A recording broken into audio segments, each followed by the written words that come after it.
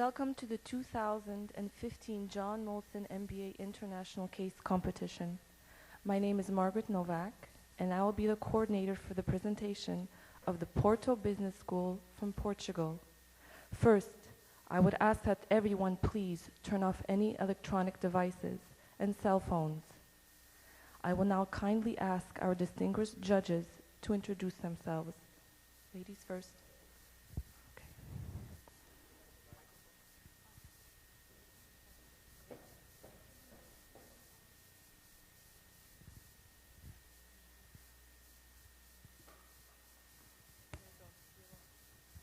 Good afternoon. My name is Diane Béliveau. I'm a district manager for Export Development Canada. It's the Export Credit Agency of Canada. I manage the Quebec City office that covers Eastern Quebec. François Giroux, I'm President and CEO of Novik. We make injection molding products. Good afternoon. My name is Doris Kohanek. I am Director of Business Planning for Bombardier Business Aircraft Customer Services. My name is Nabil Betinjani. I'm part of CGI, an information technology outsourcer. I work in business intelligence. Hello, my name is Mary Larson. I'm the CEO of Larson & Company. We do strategy development and CEO advisory work internationally, and look forward to hearing from you. Thank you. I would like to remind the Porto Business School from Portugal that they will have a maximum of 25 minutes to present its case. I will indicate to the team when 5 minutes and 1 minute are remaining. I would ask the team to please acknowledge that you have seen the signs. I will be seated there.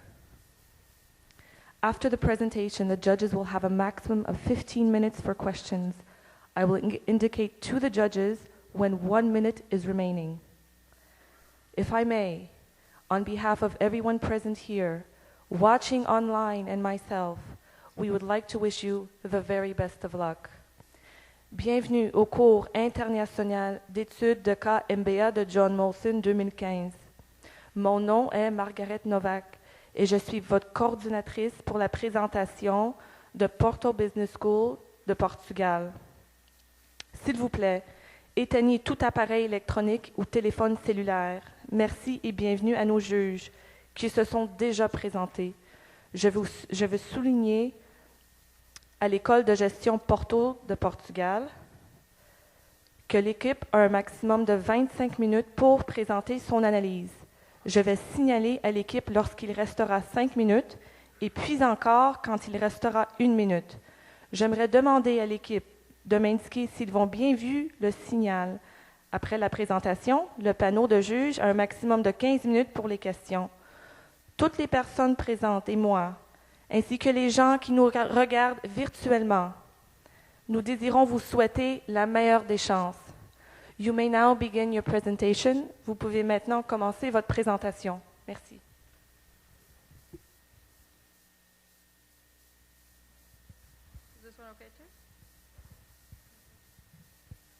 Okay.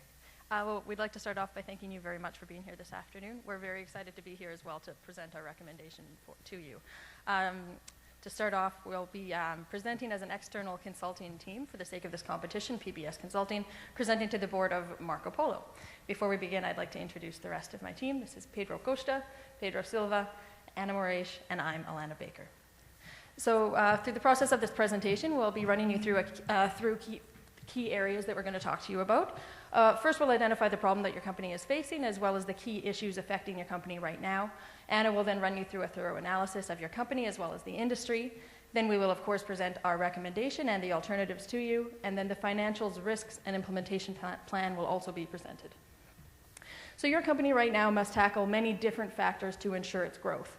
We need to know how Marco Polo can diversify its market portfolio and continue to innovate its products at the same time for each market and for the future.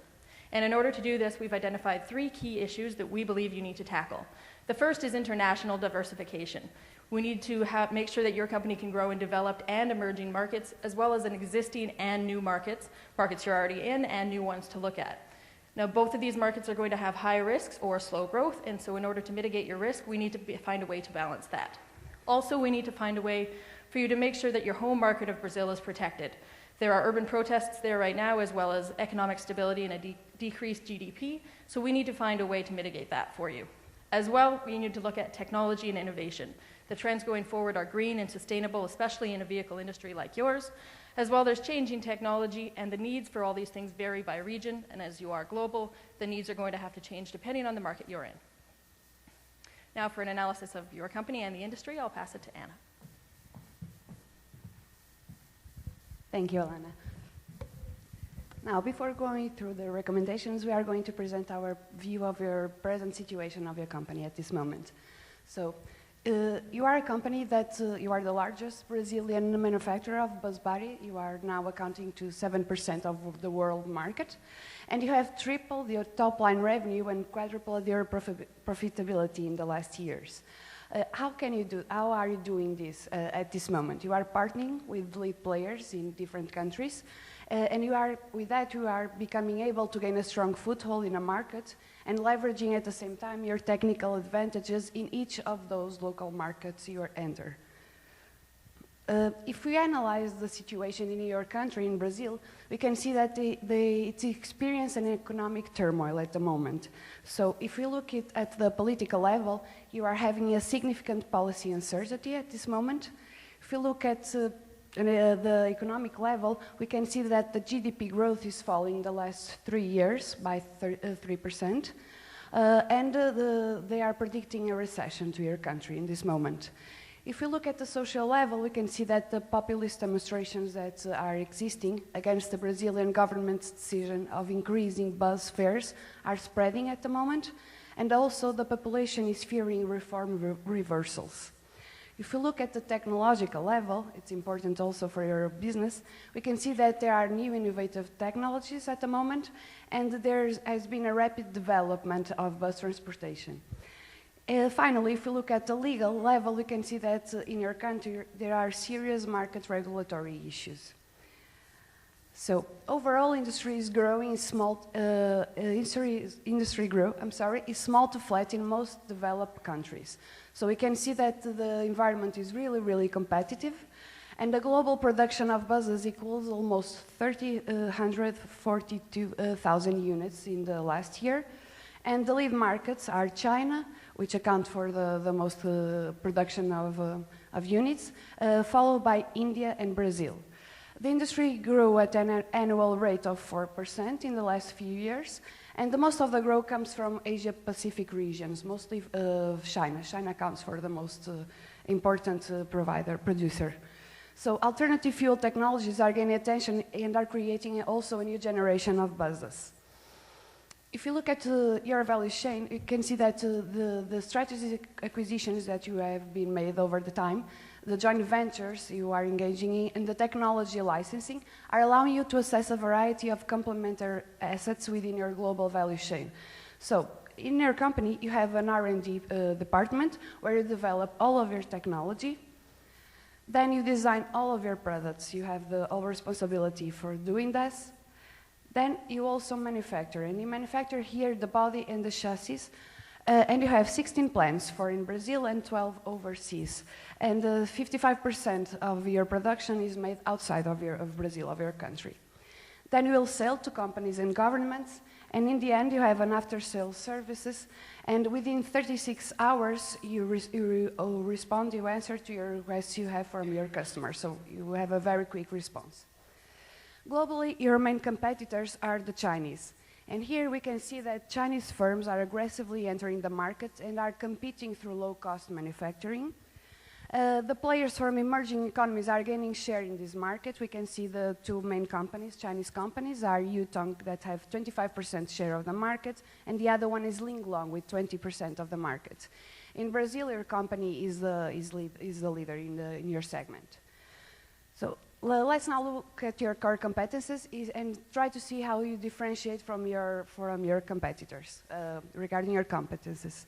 So you have technological innovation. You innovate your products. You create your technology that you will use in your products. Then you have an innovative design that the customers are willing for. And then you have sophisticated manufacturing techniques. And with these three distinctive competences that you have, that allows you to customize and innovate through a quick and successful response to your customers' needs that you are very, very aware for. You have also a strong organizational culture, which is very important because you have different plants worldwide, and this provides you more proximity and more easiness in doing the business. Also, the manufacturing global value chain. You have tailor-made products, which can satisfy the different kinds of consumers you have. Also, you have quick response to customers, as I mentioned in your value chain, and you have also a vertical production. Also, you have a lowest lead time in the world, which is a plus asset for you. But when you think of expanding to other markets, what can you expect from potential markets you are thinking of? So if you look at emerging markets, you know that they're high and predictable growth with volatile currency. Also, they are really, really capital intensive. You need to invest a lot of money to develop in those markets. There are less rigorous regulatory environments in that domestic markets, and they are very, very focused in low-cost strategies. Also, you know for sure that they will continue to grow over time.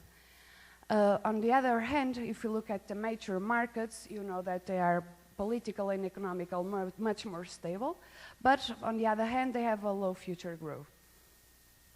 So how does the future looks like to your company? You know that the world population is growing and is moving to urban areas, big cities. The people are more concerned with safety and security. Also, the customers are expecting real-time connectivity, as the travel time is being used for work or for leisure activities.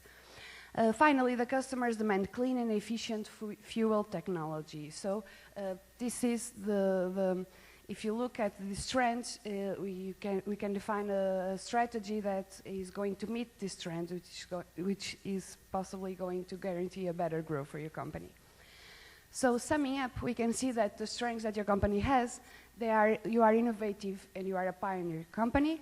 Also, you have a diversified market portfolio.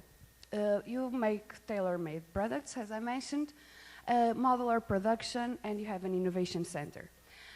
As the weaknesses, we identified that managing different plants can sometimes bring some troubles in the communication processes, in passing the business abroad, transmitting the culture also. That's something we'll address in the recommendations also. Regarding the opportunities, we consider high growth rates in developing markets, undeveloped train rails in developing countries also. You have the 2014 World Cup event, which will be an opportunity for you, and also the Summer Olympics 2 years from that date. Regarding the threats, the growth rate in developed markets are slowing down. Brazilian government's decision to increase bus fares is also a threat for you, and also the low-cost traveling. So given this, presenting this, Alana will now explain you how can you ensure your growth regarding the recommendations we have made for you. Thank you.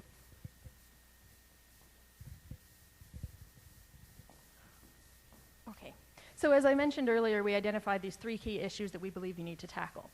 International diversification of your markets, protection of your home market, as well as focusing on technology and innovation.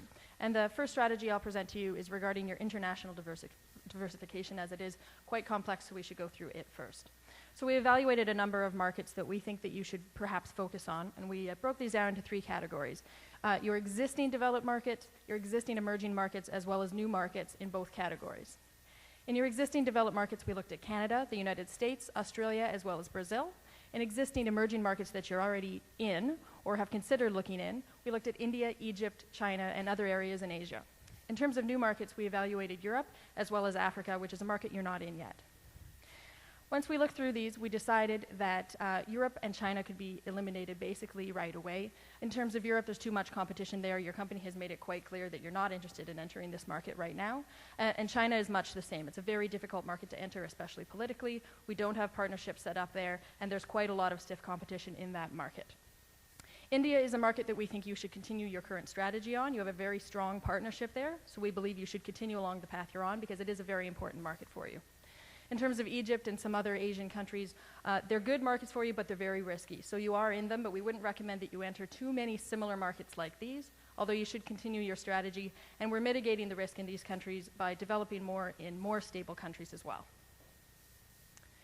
So the first strategy that we're going to recommend that you do is expand to Africa. And these are going to be the higher risk countries, but we believe that there are a couple of countries in Africa that make a lot of sense for your company. We believe that you should start in Mozambique and Angola, expand to Nigeria after that. This is because of the large population. There are many transportation needs and underdeveloped railways and air travel, but the same language and many similar cultural points between these countries, Brazil and both of these countries speak Portuguese, will give you an easier point of entry to the continent, as well as partnerships that you're going to need to function there. And you also already have a development and production center in South Africa, which will give you production capability in close proximity to these two countries. So in the short term, we recommend that you develop those partnerships with a local company for the entry requirement into Africa. You should evaluate the market needs, specific routes, and local requirements, as well as the consumers in each area so that you can innovate your product accordingly. You should also focus on large urban cities as well as the routes between them. In the long term, we recommend that you expand your capacity of the South Africa production facility to 2,000 units per year. You can also directly export the remaining capacity to Angola and Mozambique if the demand for production is above what your South African production facility can accommodate. You can also give a priority to small buses, which can navigate more easily in difficult logistical situations in Africa, and focus on urban areas. After this time, we recommend that you start evaluating Nigeria as the next country that you could expand to within Africa. This is because of its very, very large population. It's a major growing city that's booming right now in Lagos, and it's an increasing business hub. It also has many transportation needs and logistical concerns that your company could help fix. So we recommend that you should begin evaluating that market within the time frame of entering Mozambique and Angola. The next step of the strategy is to develop further into the lower risk countries, Canada, the USA, and Australia. This is because you have just established new partnerships and acquisitions in this area, so you already have a strong foothold. It's low risk growth. They have large populations and a large appetite for innovation. In the short term, we recommend that you can progressively integrate your production processes across these different areas and different facilities in order to take advantage of the technology, the best technology that you have in each area. We recommend that you systematize your innovative practices and processes. For instance, in Australia, the company is unique in that they are able to make their buses with light aluminum, and this is a process that you could carry over to other parts of your business, which would be very beneficial to you. And additionally, the best fuel types, the knowledge that you have from that can transfer over to become more innovative in all of your markets. We also recommend that you develop and implement an IT system to integrate the procurement, production, monitoring, and control of your products across all of these markets in order to make things more streamlined. In the long term, we recommend that you approach specific cities in these markets, Canada, US, and Australia, interested in green technology for full fleets, because these could be very large contracts for you, and you do this better than almost any other company. You can sell full fleets as well as operational systems to them. You can evaluate the local needs for the best customization, the best fuel and energy based on the city, depending on where they get their electricity from, the type of buses that they're going to need. And you can also consider partnerships with local universities. These countries have a lot of local universities that are very innovative and that could help in your research and development. So the second part of our strategy is to protect your home market of Brazil because it's integral to your business, but it is facing some difficult economic times right now.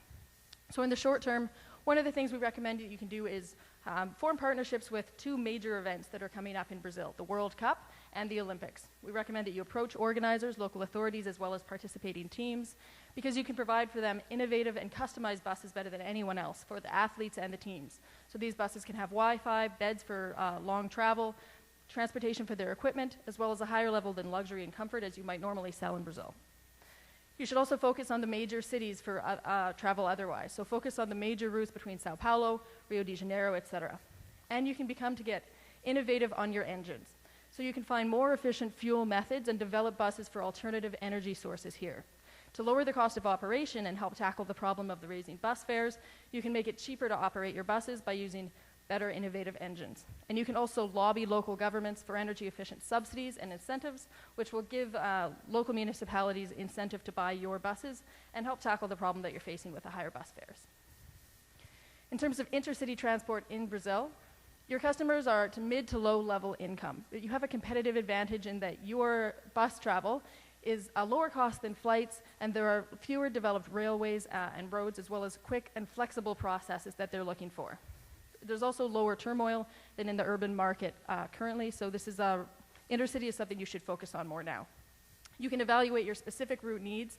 Example, you should probably put Wi-Fi up for buses meant for routes where there might be a lot of distance in between them and perhaps cellular service drops out. As well as more dangerous areas, you can implement driver protection on dangerous routes.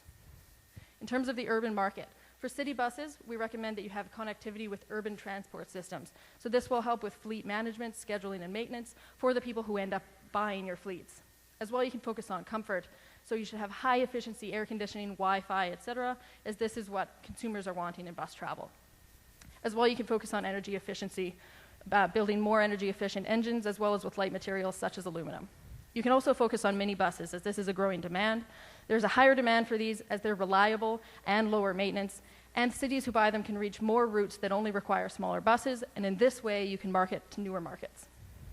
Now, the third part of this strategy is about technology and innovation, which is something that your company does better than almost any other bus company. For engines, it's going to be one of the biggest things that you need to focus on.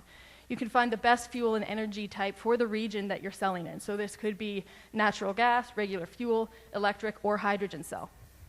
In terms of efficiency, you should also focus on the efficiency of the components of the bus. So the air conditioning and the heating systems, the insulation, and energy recovered from the braking systems is all things you can incorporate into your product. Safety is another concern that both customers riding the bus as well as the people buying the buses are concerned about.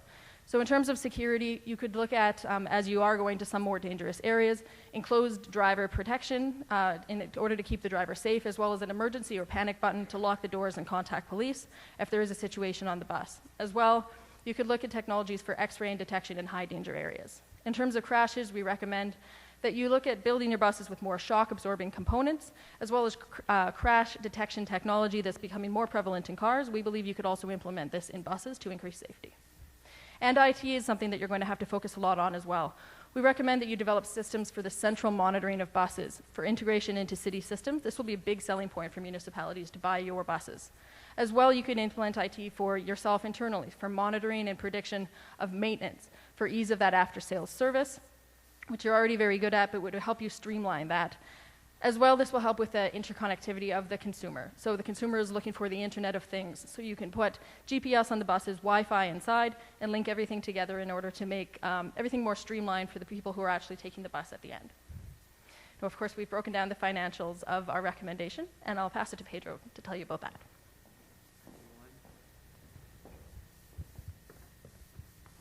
Before I present you the financial impact of our recommendation, let me show you first the assumptions of our recommendation.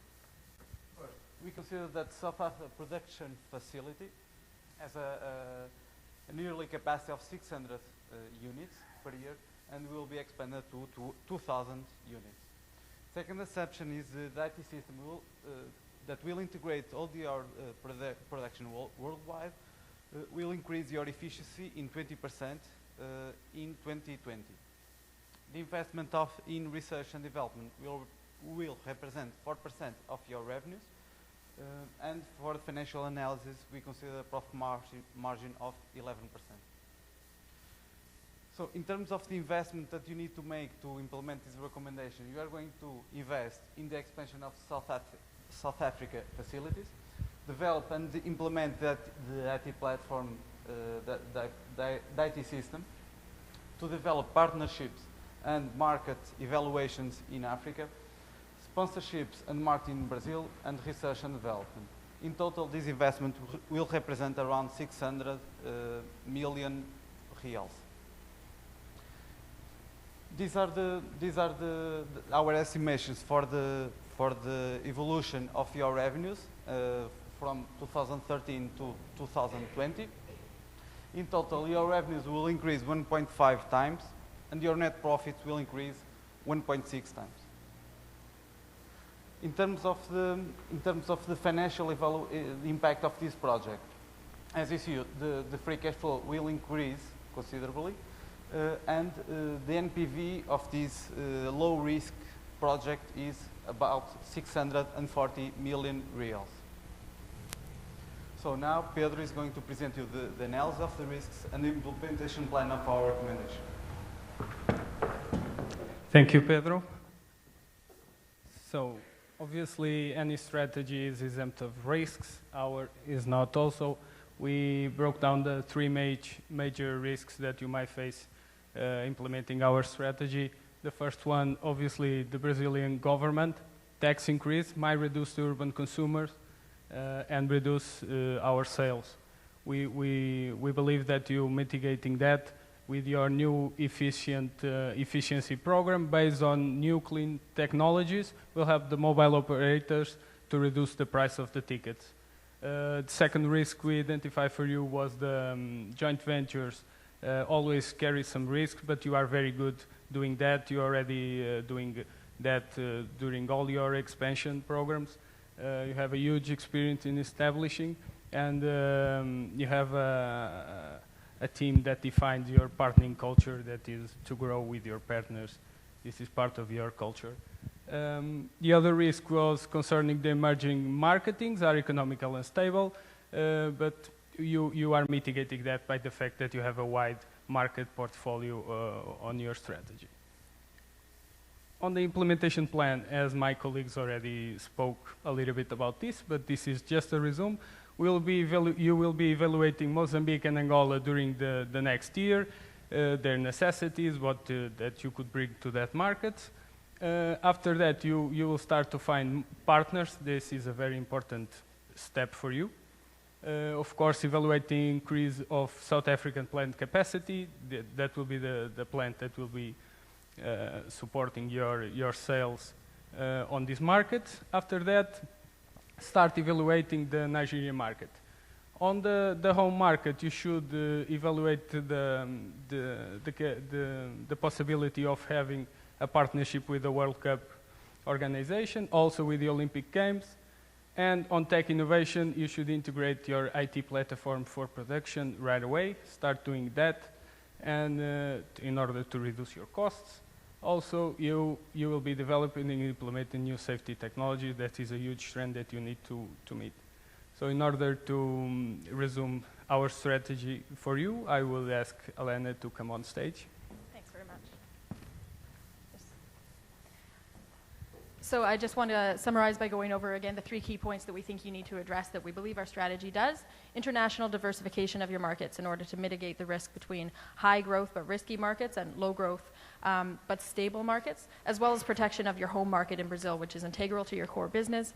And technology and innovation is going to be a very important thing for your business going forward. So again, we need to protect your home market of Brazil, develop Canada, US, and Australia because of the acquisitions you've already made, expand to Africa in Angola and Mozambique because of the cultural connection and language capability, and continue to innovate and customize as your company has already done. So we'd like to thank you again for being here for our presentation. We believe this strategy best meets your company's needs, and we welcome any questions you may have.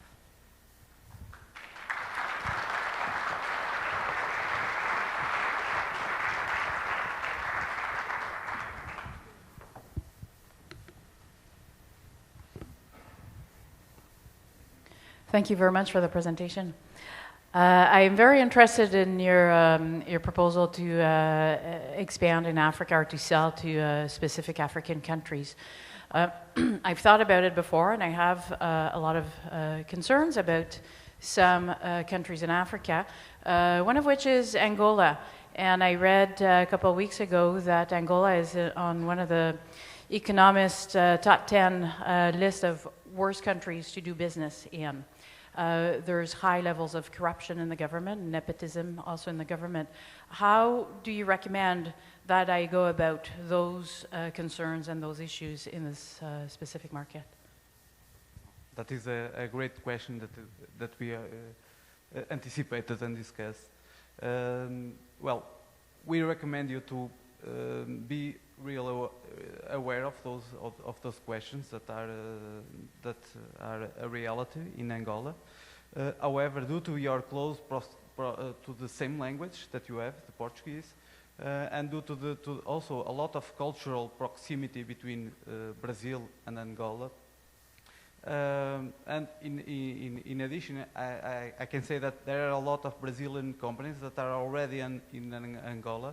So we believe that you can take advantage of that knowledge that the Brazilian companies are developing in Angola, in order to expand successfully your business in Angola that is growing, economically is still growing, and it will continue to grow for sure in the near future.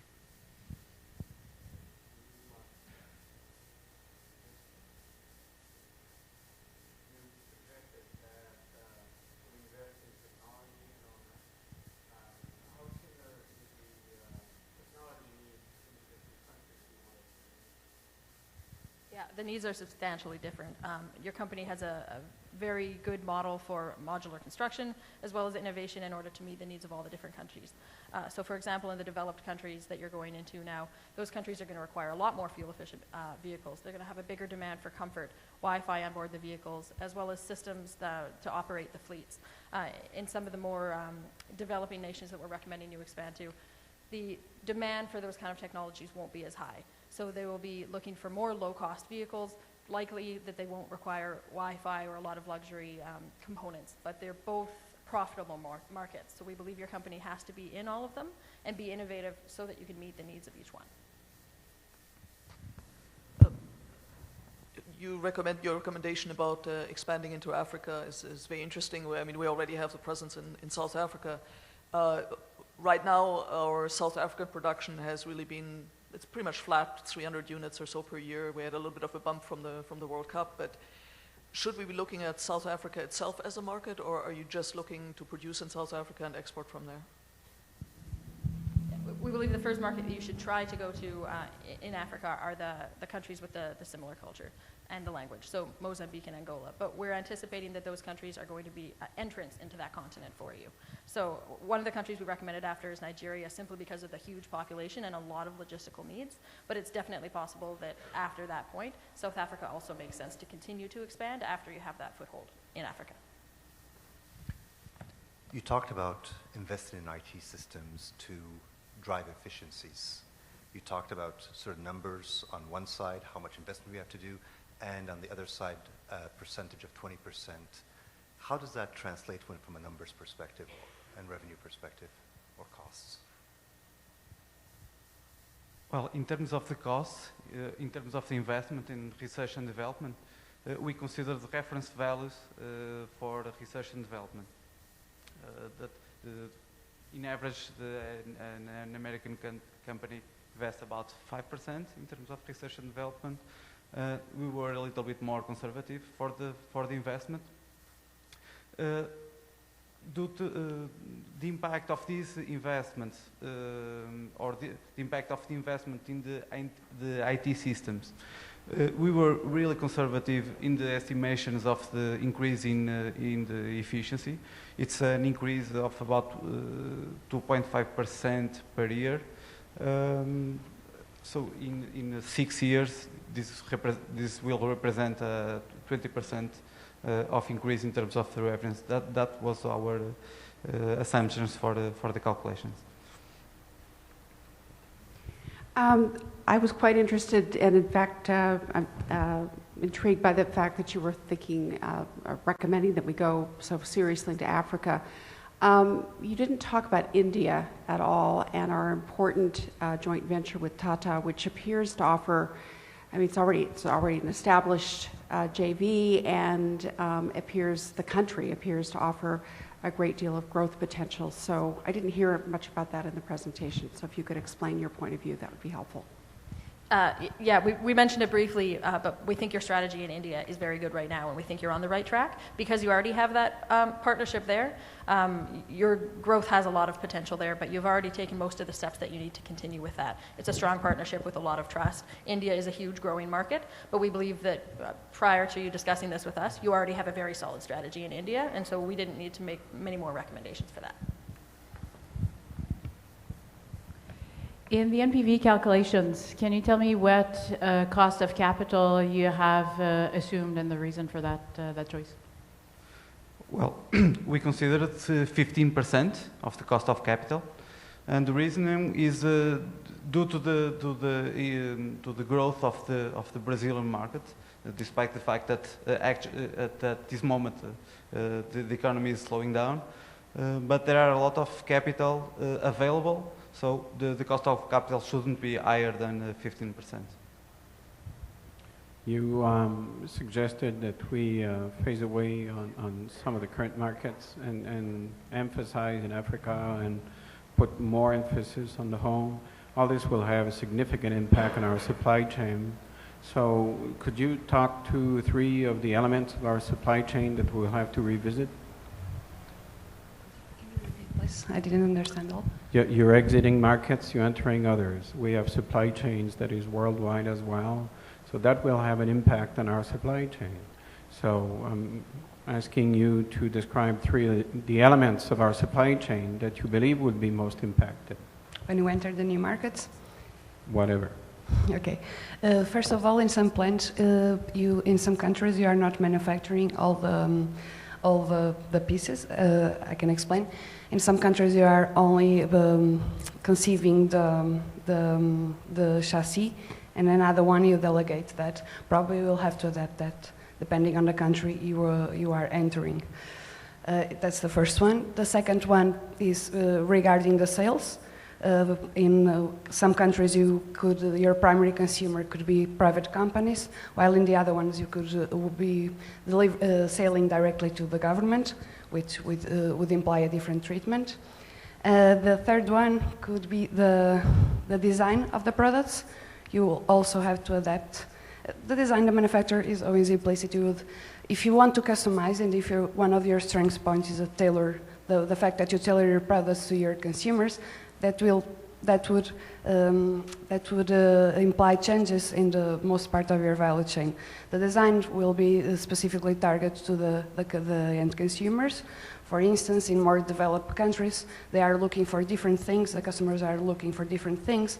Not only the innovation is not the innovation in Wi-Fi, as Alana was recommended, for instance, or connectivity is not the priority, but they have different priorities like security, comfort also. So you would have to work more, focus more in that part of the value chain in the different ways. If I can just add on that. Concerning the value chain, basically you will be doing the same thing you are doing so far.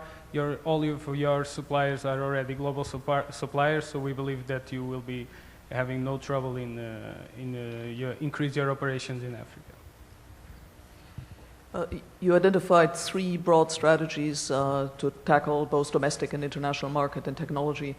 And I think your financial projections suggest that you should expect an overall growth of about 1.5, I think, multiplier on revenues. Which of the strategies do you see as being the key driver of that growth? Well, for our estimations, the key driver is the integration of all the operations of the new companies that you bought. In US, Canada, and Australia. If you integrate all these facilities with the same IT system, and if you systematize the good practices, and if you take advantage of all the innovative practices and processes that you have around all your facilities, you will increase considerably the efficiency and the production of your facilities. And this is the key point for the success of our recommendation. To continue on the same line, you talked about services a bit, like central monitoring of buses, you talked about prediction of service needs, etc. If we were going to take that one and follow through, when will we see revenue from that, and how much, if any? So a lot of the services that we're implementing in terms of IT will be helpful to us as a company, and some of the services are going to be selling features for when we're selling the buses. So some of the IT systems will help us save money, as Pedro had talked about, as well as the maintenance systems that will help us better predict and optimize when we're going to go maintain these buses. But some of the systems that we're looking at innovating and selling are going to be selling features when we're going to these big North American cities, because that's something that they're looking for now. They're not only looking for green vehicles, but they're looking for systems that they can integrate operationally as well as with their consumers. So when we're going and pitching our product to these cities, that's when we're going to see it. It won't always be obvious that that's the reason, because it's going to be tied into the entire fleet purchase, but it's going to be a selling point in order to get into those cities here. I have a question that relates to what Marco Polo is as a brand. Because even though you're not a brand out in the public domain, I mean, you do have kind of a brand and a value proposition, at least in terms of the culture of the organization and what it is you're good at. Strikes me that the potential is for you to almost bifurcate your value proposition going into Africa as a low-cost producer, almost more of a commodity, versus North America with sophisticated systems and things like that. Do you feel that that is something that an organization that is the size that you are can handle, especially with the staff that you currently have in place? And do your investment calculations include adding sufficient skills and capabilities to manage something as diverse as that? Yeah, it's a really good question, but we think one of the core competencies of your company is that you do have such good relations with the partnerships that you form. So in order to go into any new market, partnerships are going to be a key part of that. And so that helps out a lot with the staffing as well as the corporate organization in those new markets, because you choose your partnerships very carefully. And that's part of the reason we recommended the areas that we did, because the culture is so close. We think that there would be ease in that. When it comes to our reputation as quality and innovative, that's certainly true and will continue to be true.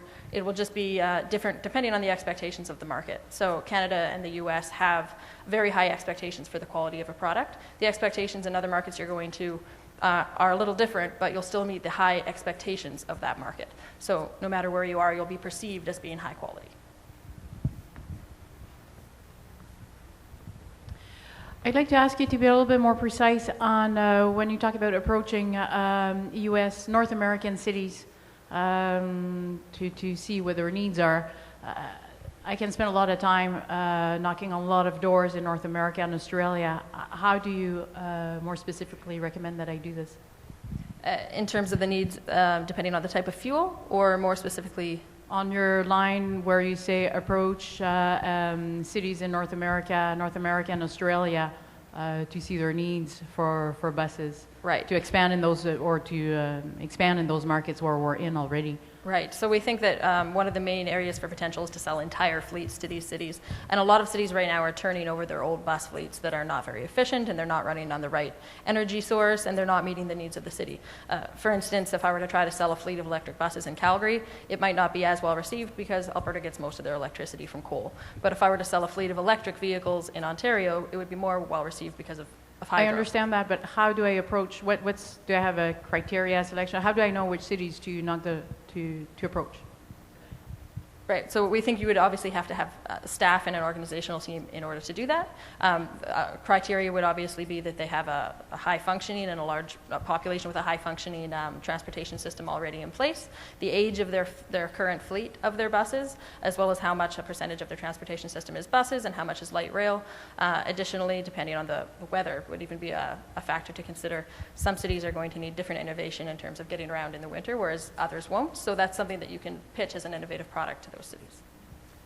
Well, I would like to add that you can implement our recommendation in North America by approaching the cities that are developing smart cities projects, that are trying to integrate all the systems, the control of the traffic, and control, for example, to give information to the population and the customers about the waiting time for the buses, and all the traffic lights and all the systems. There are a number of cities that are developing these type of projects in both North America and Europe, and you can take advantage of that. This is a huge trend for the near future. Thank you very much for your presentation. Excellent job.